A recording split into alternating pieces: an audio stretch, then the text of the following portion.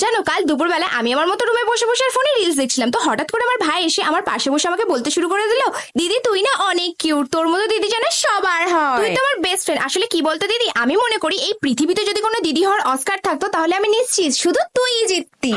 আমি তো আমার ভাইয়ের কথা শুনে অবাক, মনে মনে ভাবছি এত প্রশংসা আজকে সূর্য পশ্চিম দিক থেকে উঠেছে নাকি। তারপর ভাবলাম না, নিশ্চয়ই ওর কিছু চাই, তাইও আমাকে এত তেল মারছে। তারপর আমি ভাইকে বললাম বল তোর কি চাই। তারপর ওর মুখ থেকে বেরোলো আসল কথা, ও বললো দিদি দিদি আমার না খুব পিকচার খেতে ইচ্ছা করছে। আমি বললাম পিকচার খেতে ইচ্ছা করছে, এবার কি তুই তাহলে সিনেমা গিলে খাবি নাকি? তারপর ভাবলো ওহ দিদি মজা কেন করছিস, ওই হয় না গোল গোল, ওর উপরে আবার অনেক সবজি টবজি থাকে, আমি ওই জিনিসটার কথা বলছি, ওই পিকচারটা খাবো।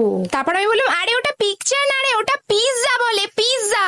তারপরও বললো আরে নাম যাই হোক না রে দিদি, প্লিজ একটা বানিয়ে দে না রে, আমার না ভীষণ পিৎজা খেতে ইচ্ছে করছে, একটা বানিয়ে দে না রে দিদি, তুই আমার ভালো দিদি হোস না, বল দে না রে দিদি প্লিজ প্লিজ প্লিজ। তো তারপর আমি ভাইয়ের জন্য বানিয়ে দিয়েছিলাম এই পিৎজাটা। আর আজকে তোমাদের মধ্যে যারা যারা আমার ভিডিওটা প্রথম থেকে